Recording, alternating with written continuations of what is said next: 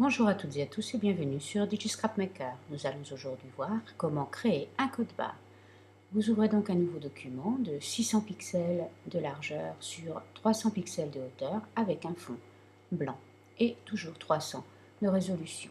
Vous remettez par défaut les couleurs noir et blanc, il vous suffit de cliquer ici, puis vous créez un nouveau document que vous pouvez appeler code et vous le remplissez de blanc. Pour ce faire, il suffit d'appuyer sur la touche CTRL ou commande de votre clavier et sur la touche Envoyer. Votre calque s'est rempli de blanc. Nous allons à présent lui appliquer un filtre, bruit, ajout de bruit. Le bruit ajouté est celui-ci. Vous avez donc une quantité de bruit de 400, curseur complètement à droite. La répartition est gaussienne et monochromatique. Ici, OK. Nous allons à présent transformer notre bruit en barre. Pour ce faire, vous allez dans la sélection et vous choisissez outil rectangle de sélection, une rangée. Vous cliquez sur votre calque et vous faites apparaître la transformation manuelle avec un CTRL T ou commande T. Nous ne voyons pas les poignées de transformation car la sélection est trop petite. Il vous suffit de vous approcher à la ligne pointillée, vous verrez apparaître les deux flèches. Quand vous voyez ces deux flèches, eh bien vous tirez vers le bas tout d'abord, et ensuite, cette fois vous voyez la poignée, vers le haut. Et voilà, notre code barre s'est formé. Si vous voulez élargir un peu les barres obtenues, eh bien il vous suffit d'agir sur les poignées de gauche et de droite. Lorsque vous êtes satisfait, vous validez avec Envoyer du clavier et vous désélectionnez avec un CTRL D. Vous avez à présent votre code barre. Pour lui ajouter quelques éléments, eh bien, il vous suffit d'étendre la zone de travail, comme ceci. Vous faites Image, taille de la zone de travail, et vous ajoutez environ 200 pixels en largeur. Donc 600 plus 200, ça fait 800, et 500 ici, pour avoir 200 pixels de marge et pouvoir travailler. Voilà.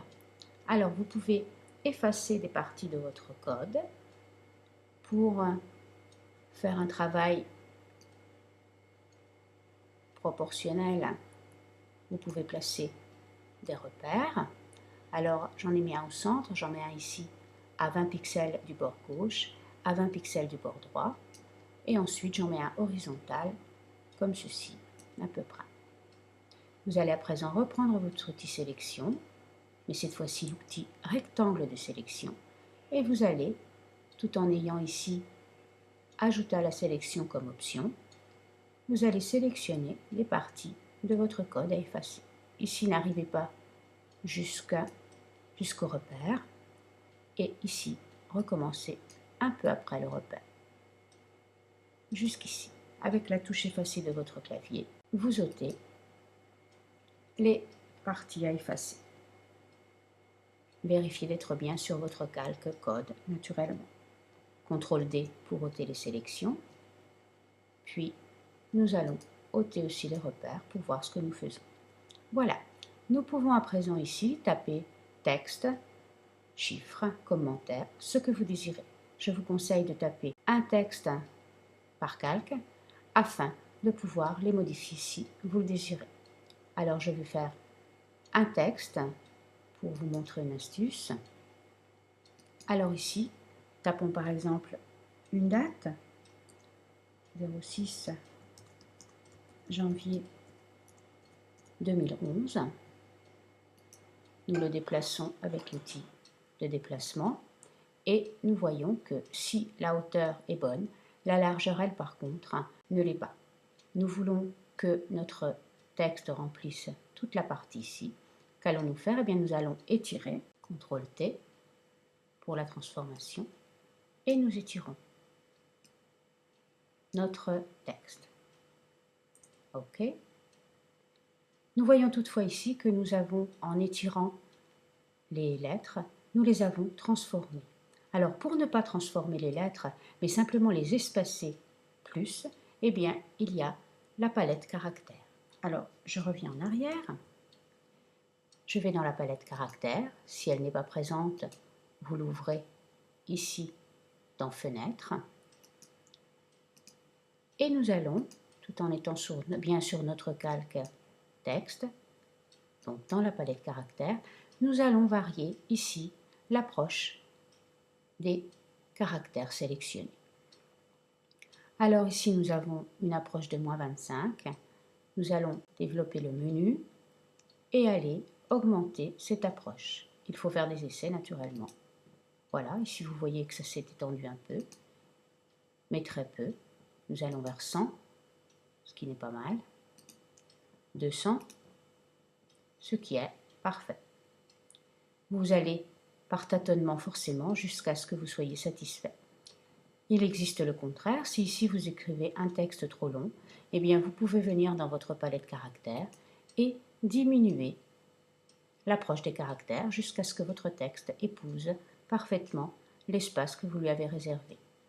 Ici, nous avons choisi des chiffres prédéfinis.